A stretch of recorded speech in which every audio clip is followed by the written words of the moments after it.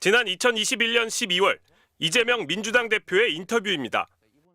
국민의힘에서 4명 사진을 찍어가지고 마치 제가 골프를 친 것처럼 사진을 공개했던데 제가 확인을 해보니까 전체 우리 일행 단체 사진 중에 일부를 떼내가지고 이렇게 보여줬더군요. 조작한 거죠.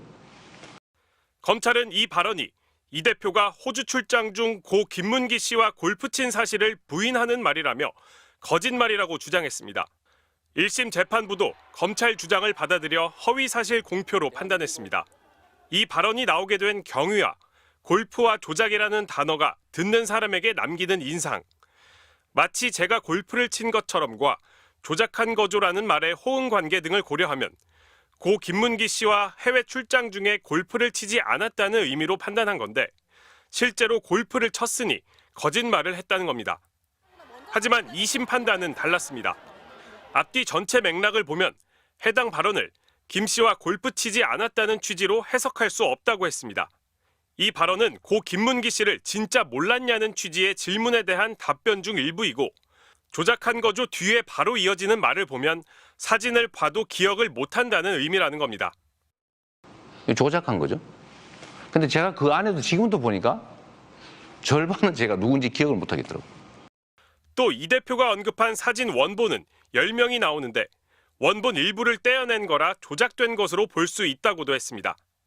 이 대표의 조작됐다는 말을 골프를 치지 않았다는 말로 해석할 수 없다는 겁니다. 재판부는 이 대표의 다른 3개 발언에 대해서도 무죄로 판단했습니다.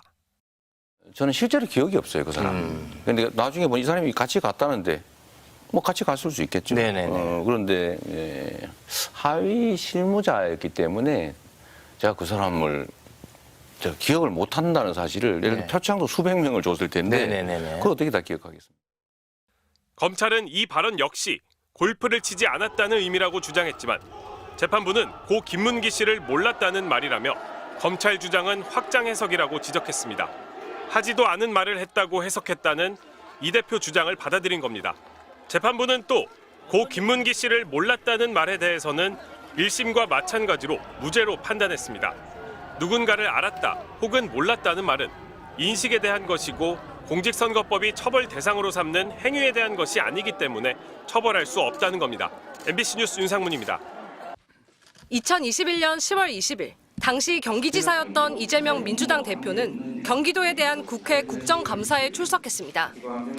이 대표는 경기 성남시 백현동 한국식품연구원 용도지역 상향 변경에 대한 질문을 받고 이렇게 답했습니다. 만약에 안 해주면 직무유기 뭐 이런 걸 문제 삼겠다고 협박을 해서 1심 재판부는 공무원들이 국토부의 협박을 받은 사실이 없고 용도 변경도 당시 성남시장이던 이 대표가 스스로 검토했다는 이유를 들어 허위 사실이라고 봤습니다. 하지만 항소심 재판부의 판단은 달랐습니다. 해당 발언의 전체적인 맥락을 봐야 한다고 했습니다. 재판부는 국토부가 직무유기 등으로 문제 삼겠다고 협박했다는 이 대표 발언은 국토부가 요청해 시장으로서 어쩔 수 없이 용도를 변경했다는 사실을 설명하기 위한 것이라고 판단했습니다. 협박이라는 이 대표의 표현을 허위라고 단정하기는 어렵다면서 상당한 강도의 압박을 과장한 것이라고 봤습니다. 그러면서 중요 부분이 합치되는 경우 진실과 차이가 나거나 과장된 표현이 있더라도 허위 사실로 볼 수 없다는 대법원 판례도 인용했습니다. 즉 협박이라고 언급한 부분만 따로 떼내서 유권자 판단을 그르칠 만한 거짓말을 했다고 볼 수는 없단 겁니다. 검찰은 재판 과정에서 이 대표의 측근이자 백현동 의혹 핵심 인물로 꼽히는 김인섭 씨의 알선 수재 유죄 판결문을 증거로 제시하며 이 대표가 당시 국민적 의혹에 해명할 필요성을 느꼈을 것이라고 했지만 2심 재판부는 김 씨의 대법원 판결에서도 이 대표가 해당 의혹에 개입했는지 확인할 수 없다고 했습니다. MBC 뉴스 유서영입니다. 이재명 더불어민주당 대표의 공직선거법 위반 혐의에 대한 항소심 재판부 판단은 무죄였습니다. 서울고법 재판부는 이 대표에게 징역 1년, 집행유예 2년을 선고했던 원심을 뒤집었습니다. 재판부는 우선 고 김문기 전 성남도시개발공사 개발 1처장을 몰랐다는 이 대표의 발언이 허위사실 공표가 아니라고 판단했습니다. 1심 법원은 성남시장 시절 김문기 씨를 몰랐다, 김 씨와 골프 치지 않았다, 경기지사가 돼 선거법으로 기소된 뒤에 김 씨를 알았다는 이 대표 발언 중 골프 관련 발언만 유죄로 봤는데 2심 재판부는 방송 발언 원문을 토대로 봤을 때 이 대표가 김 전 처장과 골프를 치지 않았다고 명시적으로 거짓말하지 않았다며 모든 발언을 무죄로 판단한 겁니다.